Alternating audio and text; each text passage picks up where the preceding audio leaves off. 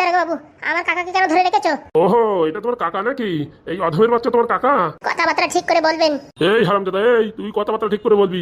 কোথায় এসে কথা বলছিস সেটা দেখছিস তো নাকি? দেখেছি, আমার কাকারে শুধু শুধু বদনাম দিয়ে তোমরা ধরে নিয়েছো, কাজটা ঠিক করনি। হ্যাঁ ভাইপো, সত্যি বলছি আমি কিচ্ছু করিনি, খালি খালি আমার ধরে নিয়ে এসে কি কেলান কেলাইছে। কাউরি ছাড়বো না, আমি বলে দিচ্ছি। এই আমার এই দেখেছিস জামার পাশে কটা স্টার লাগানো আছে দেখেছিস? শালা কোথায় এসে কি কথা বলছিস দেখেছিস? আপনি যে কাজগুলো করছেন ঠিক করছেন দারোগা বাবু? বলছি দারোগা বাবু, এই অসভ্য জানোয়ার আপনাকে ধমকি দিচ্ছে। আর একটা উল্টো পাল্টা কথা বললি না, একদম হাজতের ভিতরে পুরে রাখবো। তখন সারা জীবন ওখানে বসে ওই আটার চাকরি ঘুরোতে হবে, মনে রাখিস। ভগবান আছে, ভগবানের বিচার করবে। এই হারামজাদা, এই তোর কাকা কত বড় অন্যায় কাজ করেছে তুই সেটা জানিস? হ্যাঁ, একটা মহিলা গায়ে হাত দিয়েছে, হ্যাঁ, কি উল্টো পাল্টা কাজ করার চেষ্টা করছিল জানিস? হারামজাদা, এত করে তো ফাঁসিতে ঝুলে নেই, তাই দেখতেই হবে। বলছি দারোগা বাবু, পয়সার লোভে হ্যাঁ একদম বিক্রি হয়ে যেন না। কি বললি? কি বললি? আমি ঘুষখোর তাই বললি? যেটা মনে করেন। দারোগা বাবু, আপনি বলে সহ্য করছেন, আপনার জায়গায় আমি থাকলে না ও মালটারে এতক্ষণে একদম কুচি কুচি করে দিতাম। আরেকটা কথা বল, তারপর তো যদি জেলে না ঢুকোই তাহলে আমার নাম পাল্টায় রাখবি। আমি জানি আপনি কি জন্য ধরে নিয়ে আইছেন। কিরে, কি জন্য ধরে নিয়ে আসি? বলেন কত টাকা লাগবে? তুই আমারে ঘুষ দিবি? তোর বাপের পিন্ডির ক্ষমতা আছে? আপনি বলেন তো। 25 কোটি টাকা। বলছি কি এখানে কি যাত্রার শুটিং হচ্ছে নাকি? 25 কোটি টাকা জীবনে চোখে দেখেছেন? পারবি না যখন তাহলে বাড়ি চলে যা। তোর কাকাকে কালকে সকালবেলা দেখবি চিতের উপরে উঠাই দিছি। আমার কাকার তো কিচ্ছু হবে না, সেটা মনে রেখো। এই আমি যাচ্ছি। এই মরণ কল, এই তো কথাবার্তা সেটেল না করে চলে যাচ্ছে। এই হারামজাদা, এই শোন। বলেন। বলছি কি, আমি তো জানি তোরা টাকা দিতে পারবি না, তোরা হচ্ছে একটা ভিখারির বাচ্চা। তোরা একটা অপশন দিতে পারি, সেই অপশন অনুযায়ী যদি কাজ করিস তাহলে তোর কাকাকে আমরা ফ্রিতে ছেড়ে দেবো। কি বলেন? ওই নারকেল বেগমের কাছে যে কাজ করে কটকটি, তার ঠাকুমা আজ 2 সপ্তাহ হয়ে গেল নিখোঁজ। তাকে যদি খুঁজে দিতে পারিস তোর কাকাকে ছেড়ে দেবো। খুঁজে দেবে কি? এই হারামজাদাই ওরে আটকায় রাখিছে। ফাজলিমি কথাবার্তা আর বলার জায়গা পাও না। শোন এখন শোন, আমরা সব কিছু জানি বুঝেছিস। এই অব্দি উঠে আইসি, হাতের পাশে 3টে স্টার এমনি আসেনি, বুঝেছিস? বাস্তি টালি এক্ষুনি ছেড়ে দে, নালি কিন্তু তোর কপালে দুঃখ আছে। আচ্ছা আমি একটা কথা বুঝলাম না, আমার কাকা নয় আপনার বউর সাথে খারাপ ব্যবহার করেছে, তালি নারকেল বেগমের কাছে যে কাজ করে কটকটি তার ঠাকুমার ছেড়ে দিলি আপনার বউর এত মানে অন্যায় অপরাধ সব ক্ষমা করে দেবেন? শোন, তোর মতন অপদার্থ না, বুঝতে পারছিস? নারকেল বেগমের কথার অনেক দাম আছে। নারকেল বেগম ম্যাডাম বলিস এইবার ভোটে জিতলি পারে আমার একটা ঘর দেবে, সেই লোভের জন্য আমি এই কাজটা করতে চাচ্ছি, বুঝতে পারছিস?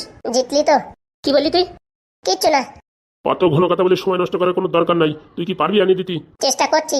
চেষ্টা করছি না পুরামুখো, তুই রাখিস আমি জানি। বলছি বাবা নাদন, তুই যদি জানিস আনিয়ে দে, যে কেলান কেলাচ্ছে আর থাকা যাচ্ছে না। সকালবেলা না বাঁশের লাঠির উপরে তেল মাখাইয়া পাশার উপরে গুদুম গাদাম করে ঢাকের মতন বাজাইছে, আর সহ্য করতে পারতিস না ভাইপো।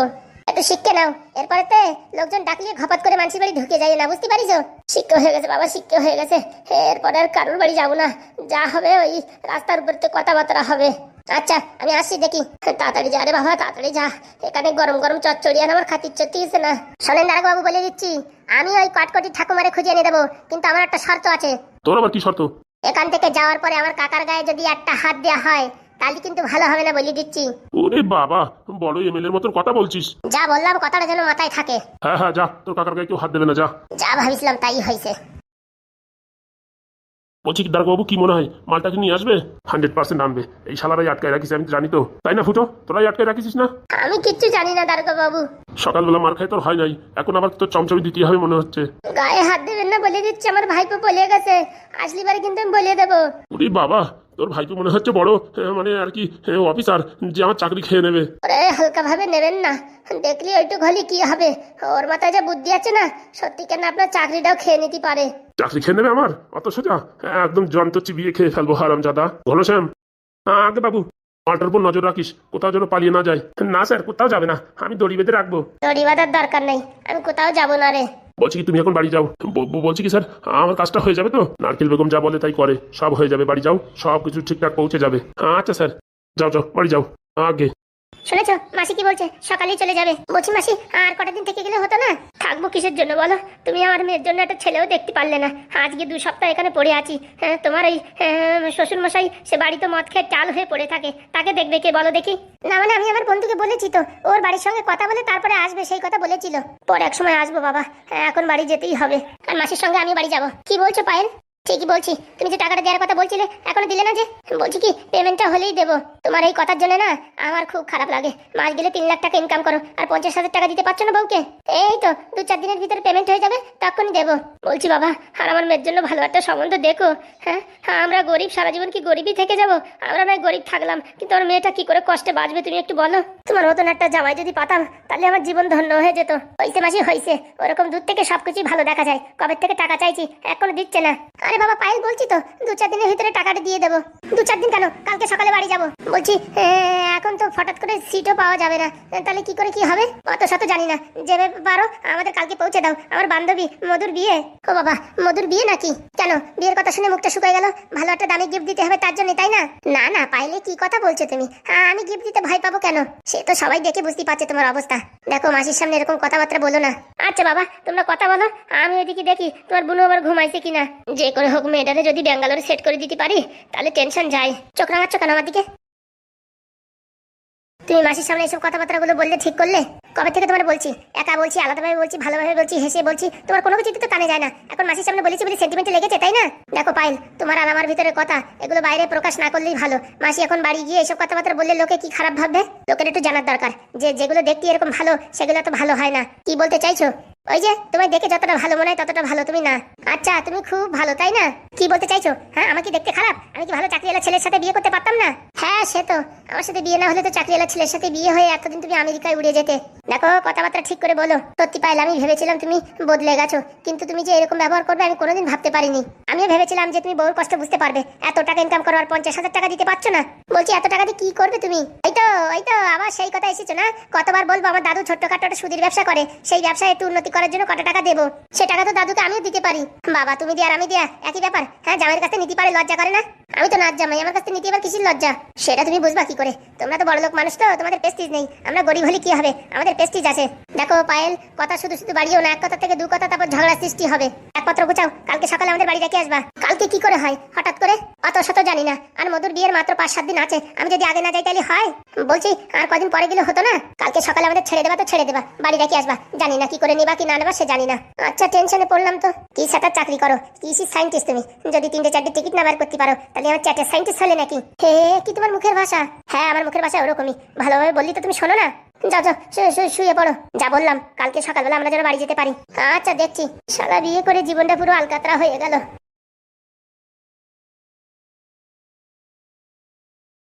हेलो।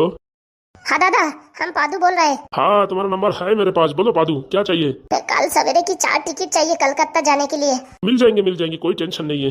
बोल रहे हैं, मेरा फोन से तो नहीं दिखा रहा है टिकट। वो सब जुगाड़ है, तुम टेंशन मत लो। थोड़ा सा चार्जेस ज्यादा लगेंगे। अच्छा ठीक है, हम पैसा आपको भेज रहे हैं। अरे इतने जल्दीबाजी क्या, बाद में भी देंगे तो भी चलेंगे। तुम टेंशन मत लो, तुम हमारा खास आदमी है। ठीक है फिर, रख रहे हैं। टेंशन में हो क्या पादू? नहीं ना, थोड़ा सा घर में काम आ गया, इसलिए फटक से जाना पड़ेगा। अच्छा ठीक है। বিয়ে করে জীবনটা পুরো তেলাঢেলা হয়ে গেছে। আগে একা ছিলাম, ভালো ছিলাম, ভাবিছি গরিব ঘরের মেয়ে ভালো হবে। আজকাল যা ফোনা তুলতিছে আর বলার বাইরে। যাই দেখি বাড়ি দিয়ে এসে তারপরে এখানে 2-4 মাস ভালো করে কাজবাজ করলি কিছু টাকা জমানো যাবে। না হলে বাবারে বাবা, টাকা পয়সা গোছানো যাচ্ছে না। এখানে দিতে হবে, সেখানে দিতে হবে, টাকা দিতে দিতে সব ফুরুত হয়ে যাচ্ছে। বলছি ফরিংদা, ওই বুড়িটা ঘরের ভিতরে আছে তো? থাকবে না মানে? এমন চোখে চোখে রেখেছি, ওরে পুরো বশ করে ফেলেছি। আমার ছাড়া এখন কোথায় যেতে পারে না। মানে? আরে ভাই, তুই যখন ছেড়ে গেলি না আমার কাছে, তখন কয়দিন পালানোর চেষ্টা করিছে। যেই পালানোর চেষ্টা করিছে, হ্যাঁ, পায়ে বিরাট একটা গুদুম গুদুম করে বাড়ি দিতি। হ্যাঁ, সেখান থেকে এখন আমার ভয় পাই। ওই হাঁটতে গেলে আমার বলে যায়। খুব ভালো, খুব ভালো। তারপর আমি কি চালু কম নাকি? যেই হাঁটতে যাবে তখন ওই কোলা ছোটা দিয়ে দড়ি বানাইছি, পায়ে বাঁধে দিছি। যেটা দড়ি যাক, আমি মাঝে মাঝে টানতে থাকি যে আছে কিনা। অসাধারণ। তা হঠাৎ করে এখন চলে আসলে? তোমার তো এখন আসার কথা না। আর বললো না ফুটো জেঠুরি ধরে নিয়ে গেছে। ধরে নিয়ে গেছে মানে? ওই সব নারকেল বেগমের চাল হাবি যাবি একটা বদনাম দিয়ে পুলিশ স্টেশনে আটকাইছে ফুটো জেঠুরি। বলিছে কি এই কটকটি ঠাকুমারে যদি ওদের হাতে তুলে দেওয়া হয় তাহলে এই ফুটো জেঠুরি ছাড়বে, নাহলে 25 কোটি টাকার দরকার। 25 কোটি? হ্যাঁ, ওরা এইসব আলতু ফালতু অ্যামাউন্ট বলিছে যাতে আমরা টাকার দিকে কোনো মতে এগোতে না পারি। তাহলে কি ওই বুড়ির এখন ছেড়ে দিতে হবে? হ্যাঁ, চলো তাহলে ঘরের ভিতরে। আরে বাবারে বাবা, এতে কি ছোট ডান চলে আইছে? ঘন কথা না বলে বুড়ি তাড়াতাড়ি চল। আমি জানতাম আমার নাতিন ঠিক আমার ঠিক এখান থেকে বের করে নেবে। রাগ যা চেপতিছে না ফুটো কাকারে, তোর ওই যে নাতিন, হ্যাঁ, জেলের ভিতরে ভর্তি করাইছে। তোদেরকে এমনি ছাড়াবো না, বুঝেছিস? এই কার্ফিন তেল দিয়ে ছাড়াবো। তোরা যা পারিস করে নিস, বুঝতে পেরেছিস? একবার জেল থেকে আমি বেরোয়নি, তারপরে দেখবি আমার দাপট। কার দাপট কতটা সময় আসলে দেখতে পারবি। ওই 1.5 ফুটের মাল 1.5 ফুটের মতন থাকবি, অত চকর চকর করবি না, বুঝতে পারিস? 1.5 ফুটে 2 ফুটের সময় আসলে দেখতে পারবি 1.5 ফুটের কি পাওয়ার। বলছি ভাইপো, তুই যদি বলিস না বুড়িরে আমি এখনই সোজা করে দিই। অনেক মার মারিছিস তুই আমারে, তোর আমি দেখে নেবো, মনে রাখিস। কেন আমার দেখিস নি? দেখে রাখবি। তোর ওই ঢাব ঢেবে চোখের ভিতরে পা ভর দেবো, দেখিস। হাঁটতে যাওয়ার সময় তোর কিরম বাড়াইছি মনে আছে? তোর আমি ছাড়বো না বলে দিলাম। অন্য কেউ ছাড়িয়ে দিলিও তোর আমি ছাড়বো না। তোর আমি জ্যান্ত চাবাই খাবো। ও বাবা, তাই নাকি? ঠিক আছে, খাইয়ে দেখাস। মানুষই খাতি না দিলি একটা যন্ত্রণা আলাদা। কিন্তু হাগা আসলি হাঁকতি না দিলি সে যে কি যন্ত্রণা, এই হারামজাদা আমার সাথে সেই অত্যাচার করিছে, তোরা আমি ছাড়বো না। অত ঘন কথা বলিস না, তাড়াতাড়ি রেডি হ। আমি রেডি কেন? আমার ওই নাতিন কি খুব প্রেশার দিয়েছে যে 2 মিনিট দাঁড়ানো যাবে না? ভাবছিলাম একটু চুল টুল করে নিতাম, অত সময় নেই, তাড়াতাড়ি চল। আচ্ছা চলো তালি। কটকটি এতদিন পরে কাজের কাজ করেছিস, সময় আসলে দেখতে পারবি কি কাজ করেছে কি না করেছে। বলছি ঘটকদা। হ্যাঁ হ্যাঁ বলেন। বলছি ছেলে আমার বাপ মরা ছেলে, কোলে পিটি করে মানুষ করেছি। এতদিন বিয়ে দিনই উপযুক্ত মেয়ে পাইনি। এখন বিয়ের জন্য উঠে পড়ে লাগিছে। আর আপনি যে মেয়েটা দেখে দিচ্ছেন সে মেয়েটা সাংসারিক হবে তো? কি যে বলেন, আমি মেয়ে দেখে দিচ্ছি আর সাংসারিক হবে না মানে?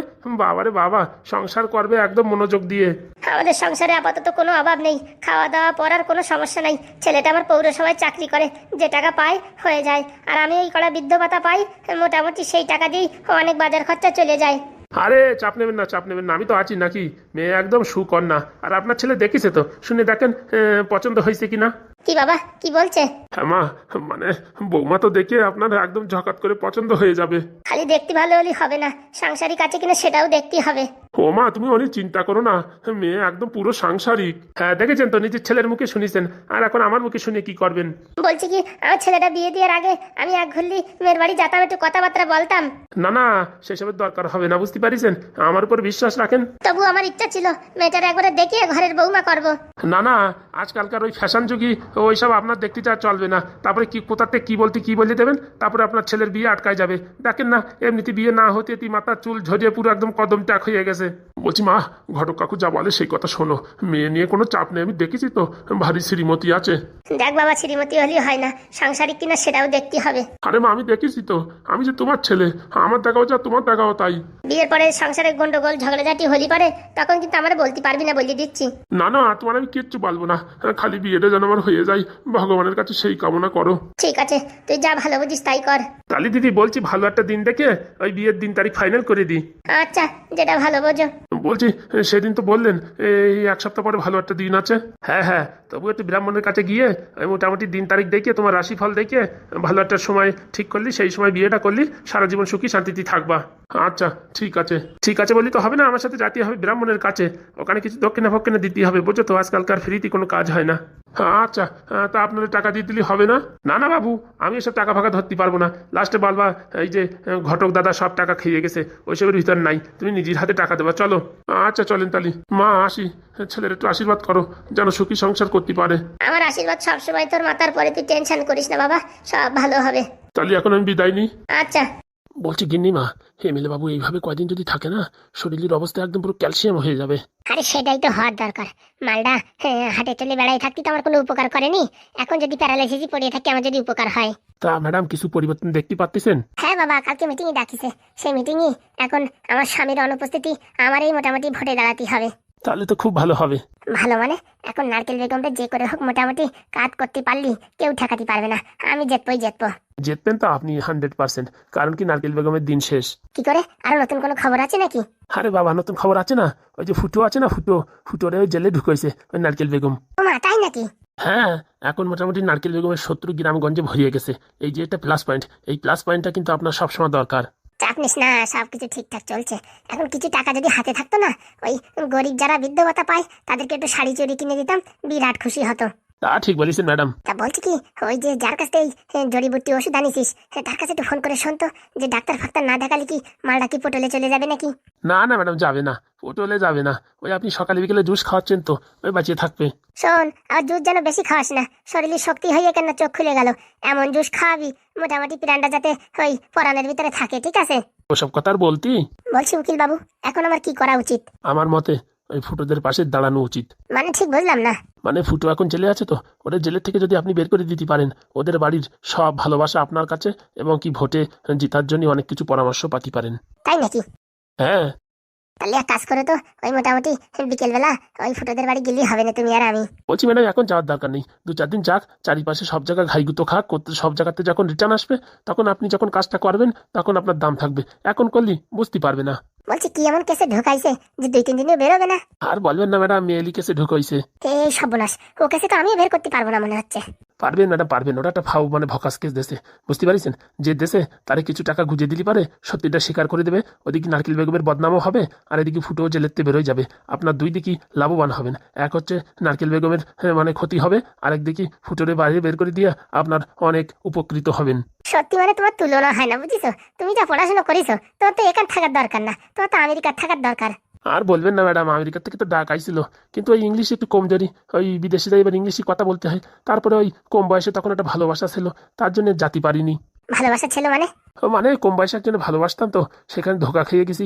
তাই ভাবছিলাম বিয়ে করে নাকি, তার করলো না। সেই আশা দেখতে দেখতে এখন বয়সকালে হ্যাঁ চুলদাড়ি পাকিয়ে গেছে, এখন আর কোথায় আমেরিকা যাব। আর ইংলিশটাও মোটামুটি এখন শিখে উঠতে পারিনি। ঠিক আছে, যা বলিস তাই করতে হবে। তাহলে 2-3 দিন অপেক্ষা করো, সময় মতন আমার জানিও কিন্তু। আমার অনেক কাজ তো, কখন ফুটোদের বাড়ি যাতে, কখন এই থানায় যাতে, একটু জানিও। আচ্ছা ম্যাডাম। ঠিক আছে, তাহলে আমি দেখি এদিকে খাওয়া দাওয়ার ব্যবস্থা করছি, তুমি একটু ওই জড়িবুটিটা একটু খাওয়াই দাও। আচ্ছা। এইভাবে মোটামুটি কোনো মতে একবার পজিশনটা যদি পাই, তারপরে আর আমার দেখে কে, তারপরে হবে খেলা। বলছি দাদাবাবু, এখন শরীরটা কেমন? কথা বলতে পারছেন না তাই না? পারবেনও না। আমার কাছে যত শয়তানি বুদ্ধি আছে কোনো উকিলের কাছে নাই। আরাম করেন শুয়ে শুয়ে, এখন আপনার রেস্টের সময়, আর ডিস্টার্ব করবো না, একটু আরাম করেন। বলছি ভাইপো, তোমার তো দুঃখের দিন ঘুষাই গেছে, আমার দুঃখের দিন যে কবে ঘুষাবে তা কে জানে। কোথায় আর ঘুষাইছে, যতক্ষণ না এখান থেকে বেরোতে পারি ততক্ষণ কোনো গ্যারেন্টি নাই। বেরোবা ভাইপো বেরোবা, তোর বাড়ির লোকজন ভালো আছে, সাপোর্টেরও লোক আছে, আমার তো কেউ নাই, ত্রিসীমা নাই, দেখিস তো। তোমারও বাড়ির লোকজন থাকতো, তোমারও আত্মীয় কুটুম্ব থাকতো, যদি পাদুর সাথে সম্পর্কটা সেই সময় মেনে নিতে, বা পাদু বলেছিল 2 বছর পর বিয়ে করব, সেই কথাটা যদি মেনে নিতে, তাহলে তোমার মেয়েও আজকে খুশি থাকতো, মানে সুখী থাকতো, তুমিও সুখী থাকতে, আর আমাদেরও এইসব হাবিজাবির দিন দেখতে হতো না। সবই ভাইপো কপাল, আর কি বলবো। বলছি বাবা, তুমি যদি বেরোয় যাও না, আমার মেয়ের একটু খবর দেবা, যে বলবা কি তোমার বাবা ভীষণ কষ্টে আছে, যদি কোনো কারণে একটু বের করা যায়। আচ্ছা ঠিক আছে, বলিয়ে দেখ পানি। বলছি মেয়ে কোথায় আছে? ওই তো এমএলএর বাড়ি আছে। এই সর্বনাশ, ও বাড়ির লোকের জনের সাথে তো আমাদের পটে না, আমি কি করে খবর দেবো? যে কোনো কারোর দিয়ে বাবা খবরটা পাঠাইও, আমার এমনিতে পাইলসির সমস্যা, আর এখানে এই শালের উপর বসে থাকতে আর কি অবস্থা সে আমি তোমার বুঝাই বলতে পারবো না। বলছি কি, হ্যাঁ আমি যদি বেরোতে পারি না, ওই মেডিকেলের থেকে আমি আপনারে ওই ডবল এক্সেল সাইজের 2 হাগিস কিনে আনিয়ে দেবানি। না না, ও আগে যে কাজ হবে না। কেন? ও অন্য কেস, ও তোমারে বলতে পারবো না, ডাক্তার হলেই বুঝাই বলতাম। ফুটো, ও ফুটো, আগে স্যার। তোমারে ডাকতেছে বড় বাবু। কেন? আবার গণধোলাই দেবে না তো? না না, তোমার মনে হচ্ছে বেল হয়ে যাবে। দেখিছো ভাইপো, বলিস না তোমার আগে পিছনে লোক আছে, তোমার কি আর এই জেলের ভিতরে পৌঁছে মরতে দেবে? আমার তো 30 মানে কেউ নাই। এই অত আজু বাজে কথা বলবি না, চুপচাপ মনে বসে থাক, সে ছাড়া আর আমার কি গতি আছে দারোগা বাবু? চুপচাপ করে বসে থাক, ফুটো তাড়াতাড়ি আসো। আচ্ছা স্যার, আসছি। বড় মালগুলোর আজকাল বেশি তেল বাড়িছে, এটা সন্ধ্যের সময় ভালো করে কষণ দিতে হবে। বলছি কাকু, তাহলে আমি বিদায় নিচ্ছি। বলছি বাবা, যা বললাম একটু মনে রাখো। আচ্ছা। বলছি তোমার জামাইরে কি খবরটা দিলি হবে? না না, ওটাই তো যত নষ্টের গুলা, ওই শালাই তো আমার এখানে ভরিছে। কি বলছো, জামাই শ্বশুরে জেলে ঢুকাইছে? হ্যাঁ। তাহলে তো কেস গড়বড়। ফুটো, আইসি স্যার, আইসি। যাও বাবা যাও, তুমি ভালোভাবে বেরো, যদি পারো উপকার করো, না হলে আর কি করবো, পচে পচে মরবো। না, আপনি চাপ নেবেন না, আমি আপাতত 2 হাগিস পাঠাচ্ছি, তারপর আমি ব্যবস্থা করছি। না না, ওই হাগিস দেওয়ার দরকার নেই, এই জেলের ভিতরে সব লোক হাসবে না।